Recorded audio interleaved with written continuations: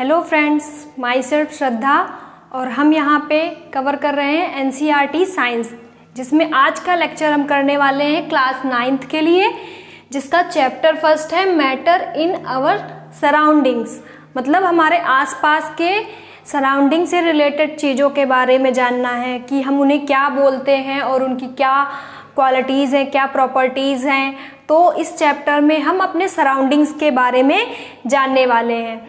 तो फ्रेंड्स, आपने अपने सराउंडिंग्स में बहुत सी चीज़ें देखी होंगी। हम अपने घर में बहुत सी चीज़ें देखते हैं, बाहर जाते हैं तो बहुत सी चीज़ें देखते हैं। लाइक घर में देखो फर्नीचर, टेबल, चेयर, है ना, विंडो और किचन के सारे बर्तन, यूटेंसिल्स। बाहर जाते हैं तो भी बहुत सारी चीज़ें देखते हैं, स्टोन्स, माउंटेन, है ना। तो ये सब चीज़ें क्या है, इस बारे में हम लोग सोचते हैं ना कि ये सब चीज़ें कैसे बनी हैं, ये क्या है, इन्हें हम क्या नाम दे सकते हैं। तो हम इस चैप्टर में वही डिस्कस करने वाले हैं कि ये जो चीज़ें हैं सब table, chair, stone, books, mountains, clouds, star, ये सब क्या है और इन्हें हम क्या नाम दे सकते हैं, ये कैसे मिलके बने होंगे, इनकी क्या प्रॉपर्टीज़ हैं। ये क्वेश्चन हमारे दिमाग में क्लिक करता है ना कि अगर हम देखो, अगर आप किसी भी चीज़ को लो तो उसमें हमें कुछ वेट फील होता है। अगर हम उसको किसी जगह रखते हैं तो वो जिस शेप में है उतनी जगह को वो कवर कर लेता है ना। ये आपने ऑब्जर्व किया होगा, बिल्कुल किया होगा, क्योंकि ये हमारे डेली लाइफ से रिलेटेड चीज़ें हैं। तो हम उसी बारे में डिस्कस करते हैं कि ये सब चीज़ें क्या है। तो देखो, पहला क्या है, पहली हेडिंग मैटर। इसके बारे में हम लोग जानेंगे कि ये सब चीज़ें आखिर हैं क्या। Matter, we look around that all the things occupy space, that is volume। मतलब कोई भी चीज़ जो स्पेस कवर करती है तो मतलब वो क्या है, वॉल्यूम। वॉल्यूम का मतलब क्या होता है कि कोई भी चीज़ है जो जिस शेप में है वो उतना स्पेस कवर कर लेती है, तो वो उसका वॉल्यूम कहलाता है, उतनी जगह को वो कवर कर लेती है। एंड हैव मास, मतलब जब हम उसको किसी चीज़ को उठाते हैं तो हमें कुछ फील होता है ना, कुछ वेट, कि हाँ हमने कुछ उठा रखा है, कुछ भारी या कुछ हल्का। अगर आप दो अलग अलग चीज़ों को उठाते हैं तो कुछ फील होता है ना, तो वो क्या है, मास है। तो ये सब चीज़ें जो होती हैं, जो हम अपने चारों तरफ देखते हैं, जिनमें क्या होता है, स्पेस होता है, स्पेस होता है जिसे हम लोग वॉल्यूम बोलते हैं। एंड हैव मास, उनमें कुछ वेट होता है, तो उन्हें हम लोग क्या बोलते हैं, साइंटिस्टों ने उन्हें क्या नेम दिया है, मैटर। मतलब उन्होंने कहा कि जो इस तरह की चीज़ें हैं जो स्पेस लेती हैं, जिनमें मास होता है, तो उन्हें हम क्या, मैटर बोल सकते हैं, यानी कि पदार्थ। ये सब हमारे सराउंडिंग्स में प्रेजेंट हैं, हम डेली इनको देखते हैं, डेली इनका यूज़ करते हैं। तो हमें एक नाम मिला कि हम इन्हें क्या बोल सकते हैं, मैटर बोल सकते हैं। और जैसे कि एग्जाम्पल में देखो मैंने दिया ना, stones, table, chair, book, milk, oil, ये सब क्या है, सब स्पेस कवर करते हैं, सभी में कुछ ना कुछ इनका मास, वेट होता है। तो ये सब हमें इतना पता चल गया, साइंटिस्ट ने हमें बताया कि ये सब, इन्हें हम एक मैटर बोल सकते हैं कि ये सब क्या है, पदार्थ है जो हमारी सराउंडिंग्स में है। फिर आगे क्या बताया, scientist have evolved 2 types of classification of matter. मतलब उन्होंने मैटर के क्या किए, 2 क्लासिफिकेशन किए, ताकि हम उनकी प्रॉपर्टीज़ को जान पाएँ, उन्हें अच्छे से समझ पाएँ कि आखिर ये मैटर्स में भी कुछ क्वालिटीज़ हैं क्या, इन्हें हम क्लासिफिकेशन करके अलग अलग कर सकते हैं। ये सब पढ़ेंगे based on their physical and chemical properties. अब ये जो मैटर हम अपने सराउंडिंग्स में देखते हैं, तो इनको कितने क्लासिफिकेशन किया गया, 2 तरह से, फिजिकल और केमिकल। तो फिजिकल से क्या मतलब है, मतलब उसका बाहरी दिखावा कैसा है, वो कैसे दिखते हैं, कैसे मिलके बने होंगे, क्या प्रॉपर्टीज़ वो रखते हैं, तो वो क्या हो गया फिजिकल। जैसे कि हम लोग भी फिजिकली बाहर से कैसे दिखते हैं, क्या होता है, लोग हमें देख के क्या फील कर सकते हैं, तो ये हमारा क्या है, फिजिकल चेंजमेंट हो गया, है ना। और केमिकल में क्या है, केमिकल चेंजमेंट के लिए हमें कुछ प्रोसेस करने पड़ते हैं, हमें उनमें कुछ चेंजमेंट करने पड़ते हैं, तो वो क्या केमिकल में जाते हैं, ठीक है। फ्रेंड्स, तो हमने समझा कि हम दो तरह की प्रॉपर्टीज़ को पढ़ने वाले हैं, एक फिजिकल और केमिकल। तो इस चैप्टर में भी हम फिजिकल प्रॉपर्टीज़ के बारे में डिस्कस करेंगे कि हमारा मैटर है कैसा, आखिर वो कैसे तैयार हुआ, ये चेयर कैसे बन गई होगी, टेबल कैसे बन गए होंगे, स्टोन कैसे बन गए होंगे, है ना। तो इनकी प्रॉपर्टीज़ के बारे में हम लोग जानेंगे। तो फर्स्ट प्रॉपर्टी क्या है, matter is made up of particles, मतलब कि कोई भी जो मैटर है वो छोटे छोटे पार्टिकल से मिलके बनी हुई है। अब कोई भी चीज़ जो डायरेक्टली तो किसी चीज़ से बन नहीं गई है, वो एक छोटे छोटे पार्टिकल से मिलके बनी हुई है।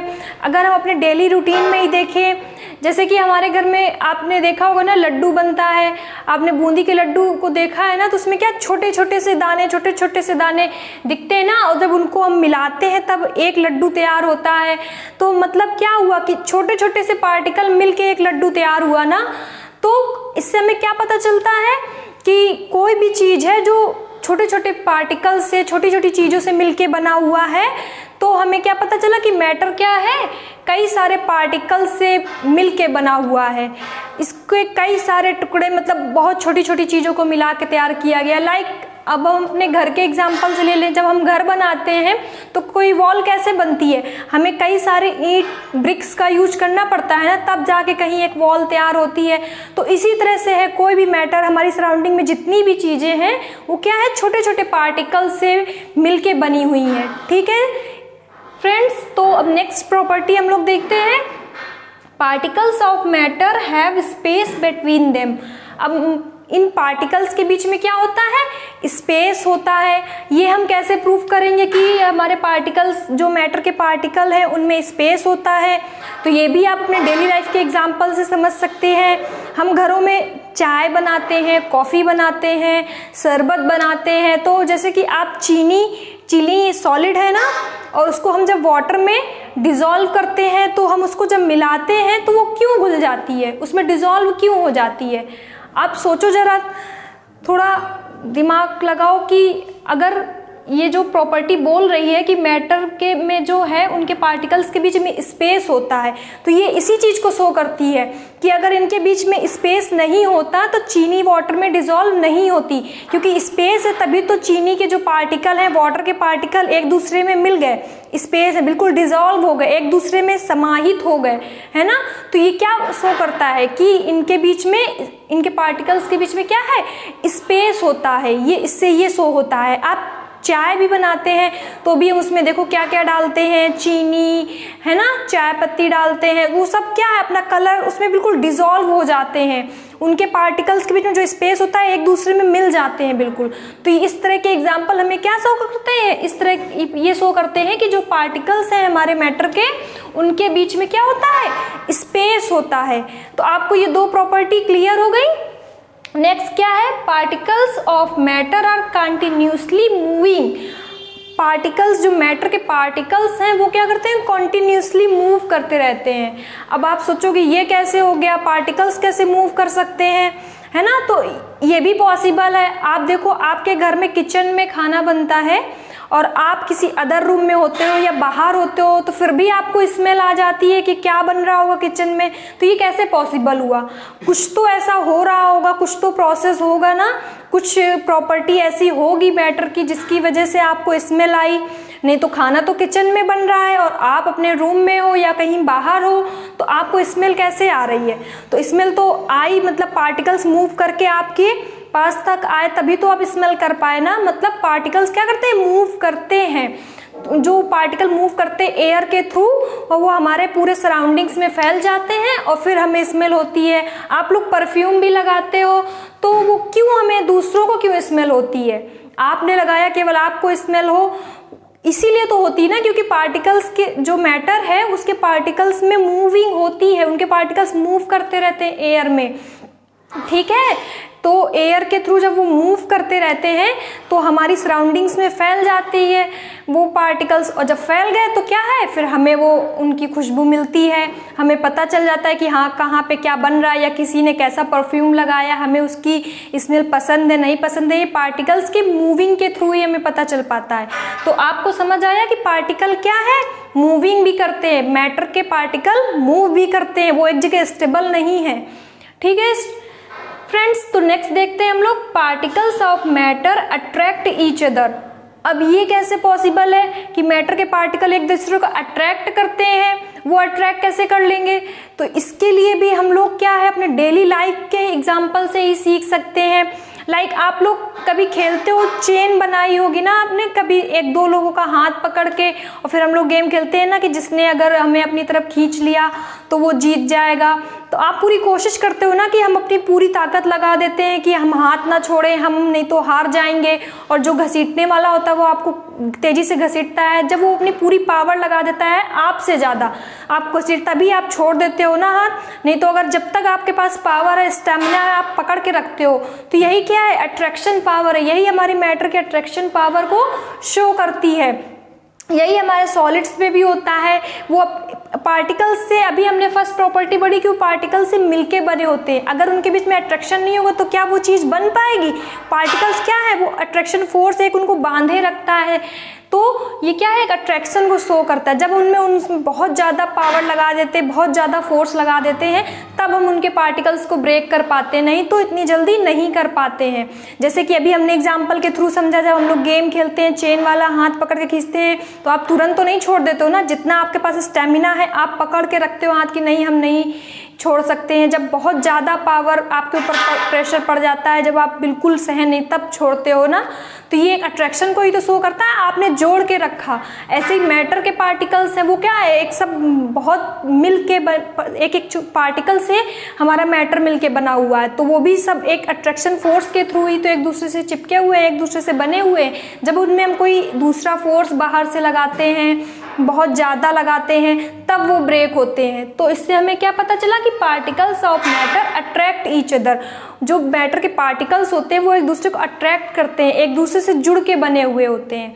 तो ये थी हमारी मैटर की फिजिकल प्रॉपर्टीज, जिनके बारे में हमने जाना कि मैटर जो है छोटे छोटे पार्टिकल्स से मिलके बने हुए, कोई भी चीज़ है मिलके ही बनी होती है छोटी छोटी चीज़ों से, और उनके बीच में स्पेस भी होता है, तभी तो वो दूसरी चीज़ों को अपने अंदर डिसॉल्व कर पाते हैं, अपने अंदर समाहित कर पाते हैं, है ना। क्यों, अगर स्पेस ही नहीं होगा तो कैसे हो पाएगा? लाइक हमारे घर में भी अगर कोई आता है, कोई रहने आया, तो उसके लिए स्पेस हम लोग बनाते हैं ना, स्पेस होता तभी तो रख पाएंगे, अगर स्पेस नहीं होगा तो कहाँ से रख पाएंगे? तो मतलब पार्टिकल्स के बीच में क्या है, स्पेस होता है। ये सब चीज़ें हम अपने सराउंडिंग से ही सीख सकते हैं, अपने आसपास की चीज़ों से ही ये एक्सपेरिमेंट फील कर सकते हैं। Particles of matter continuously moving, और ये पार्टिकल्स लगातार मूव भी करते रहते हैं। इसके भी मैंने आपको 2 एग्जांपल दिए, लाइक किचन में खाना बनता है या आप परफ्यूम लगाते हो तो कैसे हमें स्मेल हो जाती है ना। और particles of matter attract each other, वो एक दूसरे को अट्रैक्ट करते हैं, तभी तो एक दूसरे से जुड़े रहते हैं। तो हमने जाना कि मैटर क्या होता है और उसकी फिजिकल प्रॉपर्टीज के बारे में जाना। अब नेक्स्ट है डिफ्यूजन। ये डिफ्यूजन क्या होता है ना, इसके बारे में तो देखो, the intermixing of particles of 2 different types of matter. Matter भी डिफरेंट टाइप के होते हैं ना, कुछ लिक्विड, कुछ सॉलिड्स, कुछ gases on their own is called diffusion. मतलब कि किसी 2 टाइप्स के मैटर के पार्टिकल्स जब एक दूसरे में बिल्कुल मिल जाते हैं, एक दूसरे में डिसॉल्व हो जाते हैं, तो उस प्रॉपर्टी को हम लोग बोलते हैं डिफ्यूजन। लाइक मैंने आपको शुगर और वाटर वाला मिक्सचर बताया, या फिर सॉल्ट और वाटर वाला मिक्सचर बताया, तो उसके क्या होते हैं, शुगर के पूरे पार्टिकल्स जो होते हैं वो क्या होते हैं, वाटर में पूरे डिसॉल्व हो जाते हैं ना, और वो 2 डिफरेंट मैटर्स है ना। वाटर तो हमारा फ्लूइड लिक्विड हो गया, और जो शुगर है वो हमारा सॉलिड में होता है, क्योंकि उसका क्या है, वो सॉलिड है। अभी हम आगे डिस्कस करेंगे कि सॉलिड किसे हम बोल सकते हैं, हम किसे फ्लूइड या लिक्विड बोल सकते हैं। अभी हम मैटर के बारे में पढ़ रहे हैं, तो हमने उतना जाना कि 2 टाइप्स के मैटर जब एक दूसरे में बिल्कुल डिसॉल्व हो जाते हैं, मिल जाते हैं, तो इस प्रोसेस को हम लोग क्या बोलते हैं, डिफ्यूजन। लाइक शुगर और वाटर का मिक्सचर है ना, सॉल्ट का मिक्सचर, या आप कोई भी ऐसा मिक्सचर बनाएं जिसमें चीज़ें बिल्कुल मिल जाती हों, डिसॉल्व हो जाती हों, है ना, तो उसे क्या बोलते हैं, डिफ्यूजन। और ऑन हीटिंग, ये आपको बहुत अच्छे से याद रखना है, on heating diffusion becomes faster. मतलब अगर हम कोई भी मिक्सचर बना रहे हैं, अगर उसको हीट कर देते हैं तो डिफ्यूज़न क्या होता है हमारा, बहुत तेज़ी से होने लगता है। ये तो आप बिल्कुल, ये भी प्रैक्टिकल आप घर में ही देख सकते हैं। लाइक अगर हम शुगर को हाथ से मिलाते हैं वाटर में तो थोड़ा सा टाइम लगता है। अगर आप इसी चीज़ को हीट कर दो, आप गैस पे थोड़ा सा वाटर ले लो, उस पर शुगर डाल दो और उसको हीट करके अगर मिलाओ तो देखो कितनी जल्दी शुगर उसमें डिज़ोल्व हो जाती है ना। मतलब उसको टेम्परेचर मिला, उसको एक फोर्स मिला तो वो क्या है, जल्दी से डिज़ोल्व हो गया। तो on heating diffusion becomes faster, तो ये बहुत जल्दी प्रोसेस हो जाता है। तो आपने डिफ्यूज़न समझा कि डिफ्यूज़न क्या है, मतलब टू टाइप्स के मैटर जब एक दूसरे में बिल्कुल डिज़ोल्व हो जाते हैं, मिल जाते हैं, तो इस प्रोसेस को हम लोग डिफ्यूज़न बोलते हैं। अब क्या है, नेक्स्ट स्टेट्स ऑफ मैटर। अभी हमने मैटर की प्रॉपर्टीज के बारे में पढ़ा, अब उसका भी क्लासिफिकेशन, मैटर भी तो कई तरह के हो सकते हैं ना, जरूरी थोड़ी ना है कि सब एक जैसे हो, उनमें भी डिफरेंट डिफरेंट कैटेगरीज होंगी। जैसे कि हम ह्यूमन बींग्स में भी तो होती है ना, कोई बहुत लंबा होता है, कोई बहुत मोटा होता है, कोई बहुत छोटा होता है। तो ऐसे ही हमारी मैटर्स की भी तो अलग अलग क्वालिटी होगी, तो उनको अलग अलग कैटेगरी में किस तरह से रखा गया है ये हम स्टेट्स ऑफ मैटर में देखेंगे। Matter around us exist in 3 states. कितने स्टेट्स में होते हैं, 3 स्टेट्स में। पहला कौन सा, सॉलिड, लिक्विड एंड गैस। मतलब कितनी फॉर्म यहाँ पे बताई गई हमें, सॉलिड मतलब ठोस, लिक्विड मतलब तरल पदार्थ लाइक फ्लूइड वाटर हो गया है ना, इस तरह की चीजें, एंड गैस। गैस तो हमारे सराउंडिंग्स में प्रेजेंट है, हमारे किचन में होती है, एलपीजी है ना, बहुत से व्हीकल्स पे चलते हैं सीएनजी से, तो ये गैस में आ जाएगा।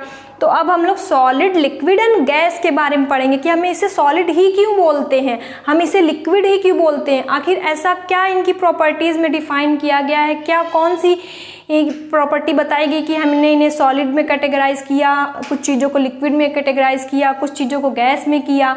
तो हम लोग अब इसके बारे में देखते हैं। ठीक है फ्रेंड्स, तो देखिए अब हम लोग देखेंगे कि सॉलिड्स क्या होते हैं, इनकी क्या पहचान है ना।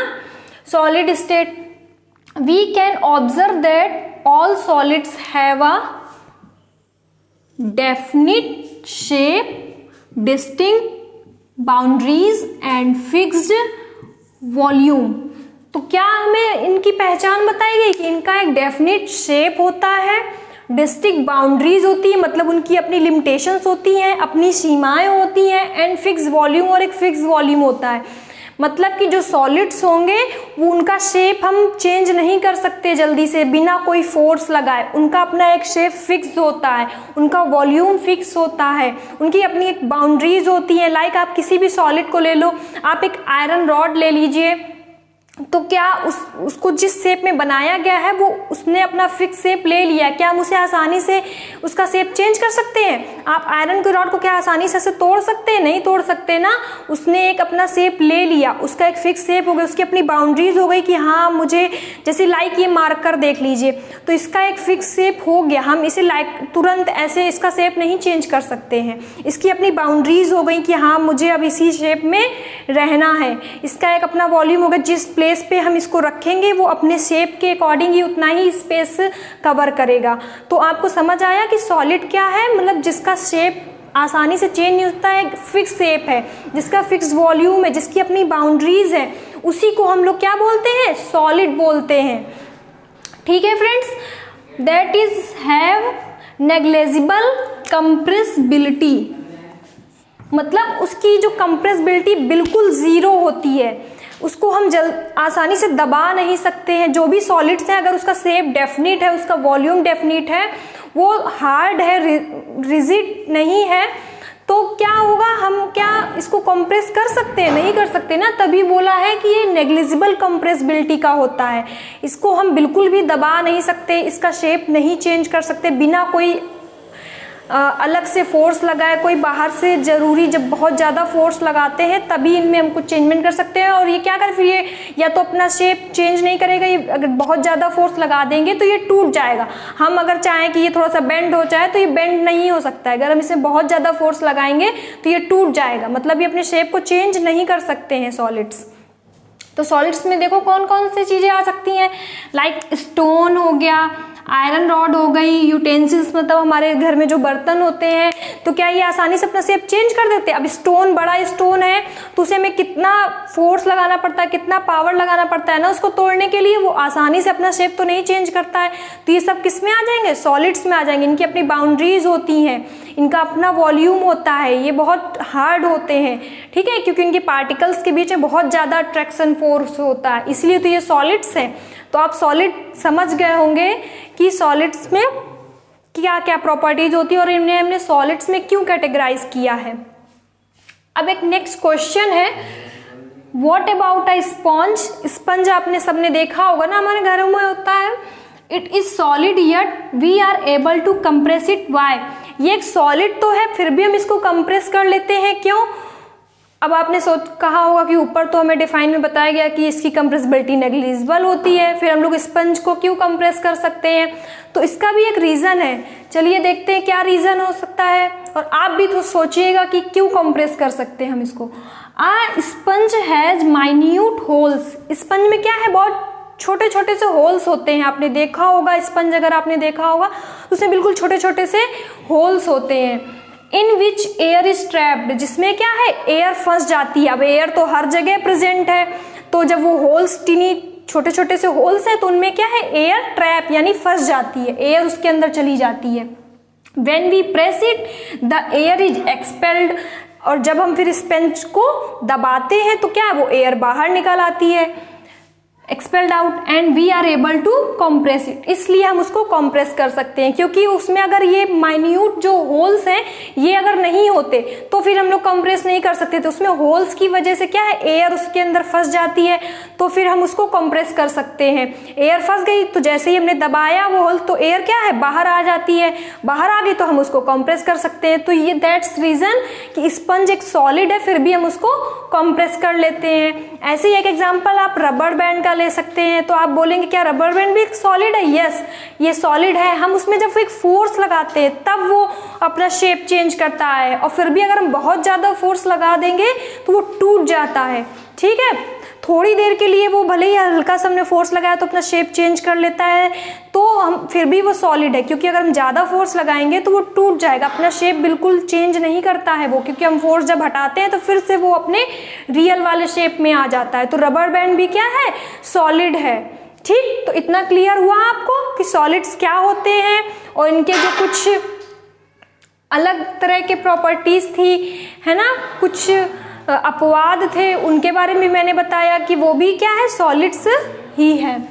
अब नेक्स्ट स्टेट क्या है, हम लिक्विड के बारे में पढ़ेंगे। लिक्विड क्या है, अब लिक्विड की क्या प्रॉपर्टीज है कि हमने इसको लिक्विड में कैटेगराइज किया।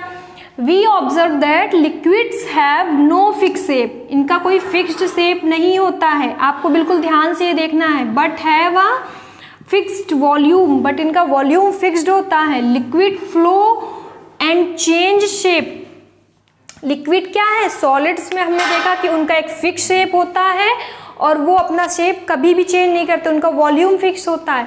लेकिन लिक्विड में क्या बोला कि इनका कोई भी फिक्स शेप नहीं होता है, but have a fixed volume, लेकिन वॉल्यूम फिक्स्ड होता है, क्योंकि हम इस लिक्विड है तो अब हम उसे जिस भी बर्तन में रखेंगे, जिस भी चीज़ में रखेंगे वो उसी के शेप, उसी के आकार को ले लेगा ना, इसलिए उसका शेप फिक्स नहीं होता है, लेकिन वॉल्यूम फिक्स होता है, क्योंकि हम जिस बर्तन में भी डालेंगे वो उसी के अकॉर्डिंग उस पर आ जाएगा, उसका शेप ले लेगा, उसके जो उसमें जितना स्पेस है उसी अकॉर्डिंग आ जाएगा। तो वॉल्यूम उसका फिक्स है पर शेप नहीं फिक्स है, क्योंकि अलग अलग बर्तन का अलग अलग शेप होगा। फिर क्या है, liquid flow and change shape, क्योंकि लिक्विड फ्लो में रहते हैं, बहाव में होते हैं। आपने देखा होगा वाटर बहता है ना, मिल्क, ऑयल, ये भी अगर फैल गए नीचे या डाल के देखो आप तो ये फ्लो में होते हैं, बहते हैं, इनका कोई एक शेप नहीं होता है। आप सॉलिड्स को फर्श में डालो या कहीं भी डालो तो क्या वो बहता है, वो उसको तो जहाँ रख दिया वैसे ही रखा रहेगा। लेकिन वाटर, लिक्विड, मिल्क, ऑयल, ये सब चीज़ें क्या फ्लो में होते हैं, इसलिए इनका कोई डेफिनेट शेप नहीं होता है। सो दे आर नॉट रिजिड, क्योंकि ये फ्लो में होते हैं तो इसलिए रिजिड नहीं होते हैं, है ना, हार्ड नहीं होते हैं। बट कैन बी फ्लूइड, तो इसलिए इनको हम फ्लूइड मतलब तरल बोलते हैं लिक्विड, क्योंकि ये फ्लो में होते हैं, इनका कोई शेप नहीं होता है, फिक्स वॉल्यूम केवल होता है, तो इसलिए हम लोग इन्हें लिक्विड बोलते हैं। ये लिक्विड की डेफिनेशन है, ये पहचान है इस तरह की चीज़ों को हम लिक्विड में रख सकते हैं। Like example oil, water, milk etcetera. Juice वगैरह जो भी हम पीते हैं वो क्या है, सब लिक्विड में ही आएगा, उनमें ये प्रॉपर्टीज होती हैं। फिर नेक्स्ट क्या दिया है, देखो यहाँ पे डिफ्यूजन के बारे में भी हमने जाना था ना, तो the rate of diffusion of liquid is higher than that of solids. क्या बोला कि जो लिक्विड के डिफ्यूजन की क्वालिटी होती है वो सॉलिड से ज़्यादा होती है। ऐसा क्यों? क्योंकि ये लिक्विड है, इनमें जब हीटिंग होती है तो लिक्विड क्या है, जल्दी एक दूसरे में डिसॉल्व हो जाते हैं। लिक्विड में हम कोई चीज़ डिसॉल्व करते हैं तो जल्दी मिल जाता है ना, सॉलिड्स की कंपेयर में सॉलिड्स में क्या कोई चीज़ जल्दी से कोई सॉलिड है उसको थोड़ा सा टाइम लगेगा ना डिसॉल्व होने में। अगर हम दो लिक्विड मिलाते हैं, जैसे मिल्क में वाटर मिला दें तो कितनी जल्दी मिल जाता है ना। तो इसीलिए लिक्विड की जो डिफ्यूजन की रेट होती है, मतलब एक दूसरे में मिलने की पावर, वो ज़्यादा होती है। ठीक है, तो ये आपको याद रखना है कि डिफ्यूजन रेट जो होता है वो सॉलिड्स के कंपेयर में लिक्विड में ज़्यादा होता है। तो स्टूडेंट्स, फ्रेंड्स, आपको आज की क्लास में समझ आया? हमने मैटर के बारे में, अपने सराउंडिंग्स के बारे में जाना, उनकी प्रॉपर्टीज़ के बारे में जाना, उनके स्टेट्स के बारे में कि कितने तरह के मैटर होते हैं, हमने उनको कितनी कैटेगरी में डिवाइड किया है।